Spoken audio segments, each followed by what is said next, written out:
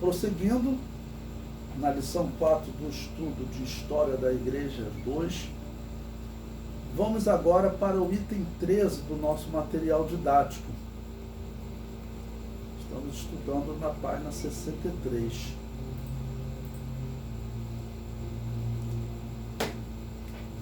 O comentário diz: o Papa Damaso I. Bom, eu coloquei Papa aqui entre aspas porque nesse período o líder da Igreja Católica Romana, ele ainda não era a autoridade que ele será no futuro. Nós veremos que o bispo da Igreja Católica, ele vai galgar esses degraus. Tanto que Constantino, ele continuou com o título de Pontífice Máximo. Aquele que a Igreja Católica chama de Pontífice Máximo nos dias de Constantino, na verdade não era. O Pontífice Máximo, que significava o quê? O título pagão, que era um homem que era a ponte máxima entre Deus e os homens.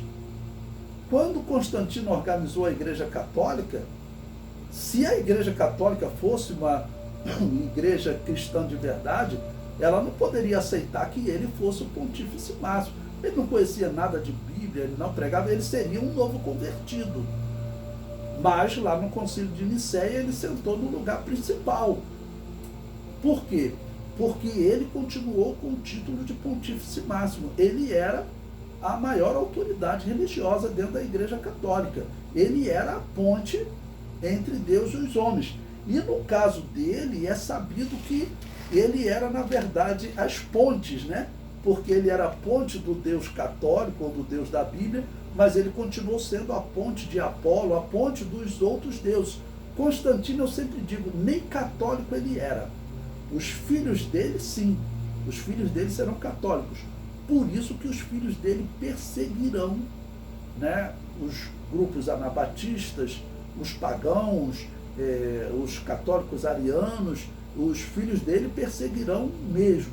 Constantino vai ter desentendimento, vai perseguir um, que é Donato, mas pouca coisa.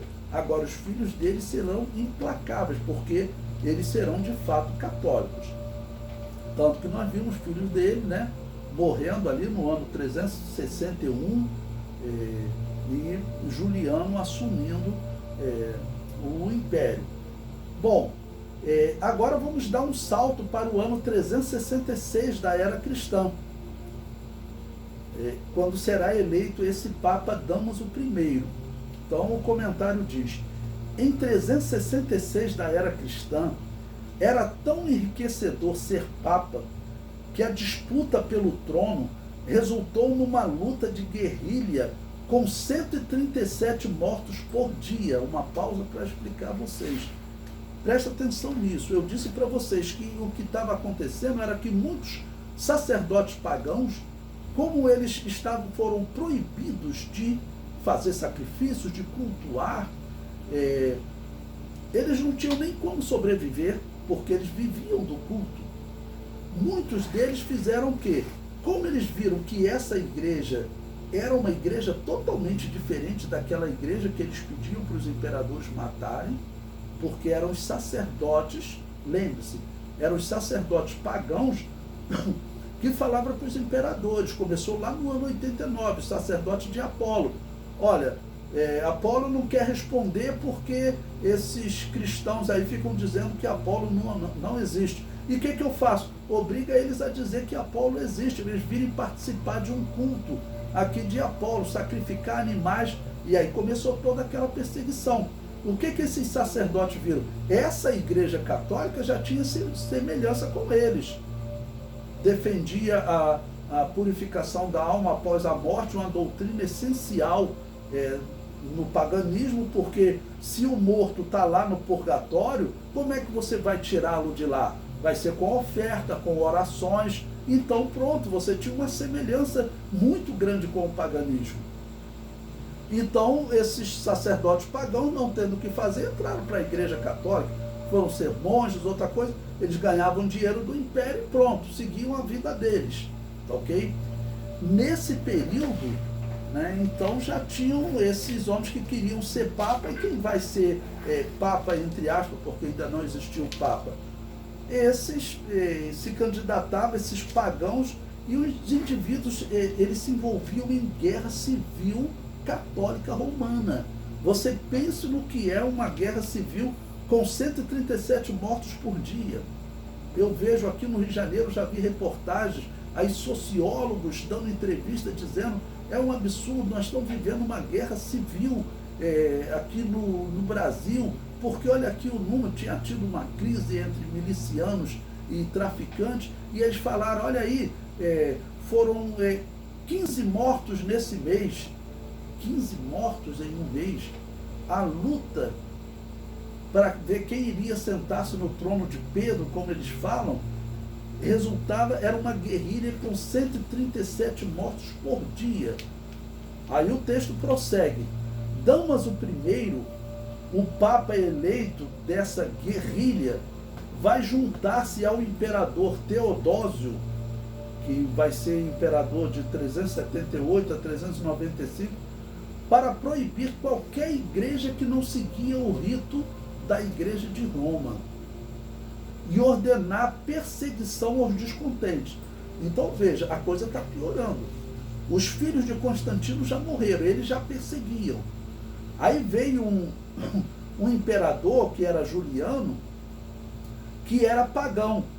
Ele, de uma certa maneira, a perseguição de Juliano aos cristãos anabatistas foi bem menor do que a perseguição dos filhos de Constantino. Juliano só proibiu eles de darem aulas em escolas, tá bom? Disse que não iria favorecer mais, não daria dinheiro para os templos cristãos, tá ok? Só daria dinheiro para os templos pagãos. Agora os cristãos poderiam funcionar, teriam liberdade. Tanto que viram, ele chegou a falar em construir o templo dos judeus. Então, ele, de uma certa maneira, era tolerante. E isso os historiadores falam, né? Veja, o homem que os católicos falam: o imperador que tentou reimplantar o paganismo, uma coisa horrível. Ele era tolerante. Enquanto o imperador católico, que eles chamam de imperador cristão, todos eles eram intolerantes. Eles diziam que tinha que acabar com esses diferentes. Bom, o comentário prossegue. Sofrerão os cristãos que não aceitavam o batismo infantil, e sofrerão também os pagãos.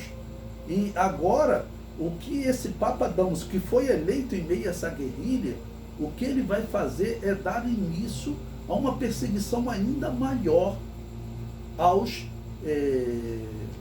cristãos anabatistas. Na verdade, eram aqueles mesmos sacerdotes do culto pagão de Roma. Eram os mesmos sacerdotes, não tem diferença. Nesse período, então, nós sabemos, não tem diferença. Até aqueles cristãos que, infelizmente, durante a perseguição, não resistiram e adoraram os demônios para não morrer, eles já estavam sendo substituídos, tá ok? Porque eu acredito que mesmo aqueles homens não iriam se envolver numa guerrilha a ponto de matar 137 pessoas por dia durante essa disputa para ver quem seria o Papa. Então o homem que ganha, ele vai fazer o quê? Eles vão partir para uma perseguição ferrenha. O comentário prossegue. No ano 380, vamos lembrar aqui, nós estamos cerca de 70 anos depois que Constantino disse ter se convertido, né? Então, no ano 380, eles publicaram o Edito de Tessalônica, proibindo o funcionamento de todas as outras igrejas, né? Eu vou colocar o texto aí do Edito para vocês poderem ler, tá ok? Damaso perseguiu diversas igrejas que não aceitavam o rito de Roma. Entre elas estavam os arianos, que eram um tipo de católico, tá ok? Havia o priscilianismo, que era um anabatista, era um pastor anabatista, uma igreja que não aceitava o batismo de recém-nascido. Havia o apolinarismo, que também era uma igreja de anabatistas. E havia o macedonianismo, que ele já era um grupo um pouco estranho, porque ele rejeitava a divindade do Espírito Santo, tá bom? Seria um tipo de testemunha de Jeová hoje, né? Pois bem, aí depois eu coloquei aí para vocês também Basílio de Cesareia. Esse é um homem que ele vai se destacar também nesse período agora. Veja, ele morre no ano 379, e entre esses católicos que infelizmente vão defender a violência, né? Bom, o comentário diz: Basílio, que viveu de 330 a 379, fazia parte da igreja de Constantinopla, a Nova Roma, a capital do Império Romano do Oriente, e era defensor do credo católico niceno, combatendo os arianos. Vamos lembrar o que é credo católico niceno: aquele credo que dizia que Jesus Cristo, homem e Deus, era uma só pessoa e que ele, portanto, morreu na cruz. Em suma, o credo niceno defende que Deus morreu na cruz. Essa é a heresia do credo niceno, tá bom? E perseguia os arianos. Os arianos, eles também defendiam que Deus morreu na cruz, mas só que eles defendiam que o Deus que morreu na cruz era um Deus menor, que tinha sido gerado, não era o Deus eterno. Ou seja, era uma heresia também, que não existe Deus maior, Deus menor, Deus que foi gerado. Não, Jesus Cristo era o Deus eterno, tá ok? E quando ele vem ao mundo, aí a Bíblia, aí Deus diz, né? Tu és meu filho, hoje te gerei. Ou seja, aquele que é gerado pelo Espírito Santo e por Maria, tá bom? Ele é chamado de Filho de Deus. Mas ele é o Deus eterno, ele não é um Deus menor que foi gerado, tá bom? E também o Deus eterno não morreu na cruz. Não morreu na cruz. Quem morreu foi a humanidade, é claro, não tem como o imortal morrer. O comentário prossegue: seu irmão Gregório de Nissa também se destacou em Constantinopla. E eu coloco aí uma nota da Enciclopédia Histórico-Teológica da Igreja Cristã, que ela diz: em 372, Basílio, querendo reforçar a posição católica ortodoxa na Capadócia, consagrou Gregório bispo de Nissa. A oposição ariana, ajudada pelo imperador Valente, levou à remoção de Gregório de Nissa, mas voltou em triunfo quando Valente morreu. Então, os católicos, eles perseguiam o ariano, só que em Constantinopla teve imperadores que ele era ariano. Ele simpatizou com o arianismo. E como é que os católicos romanos agora iam matar um imperador, né? Não podia. Aí esse imperador, o que ele fazia? Ele perseguia os católicos romanos. E lembre, diferença de católico romano para católico ariano é aquela que eu falei para vocês. Os dois defendiam que Deus morreu na cruz. Só que os católicos romanos diziam que quem morreu na cruz foi o Deus eterno. E os católicos arianos diziam que quem morreu na cruz foi um Deus menor, que foi gerado. Então eram dois hereges, ok?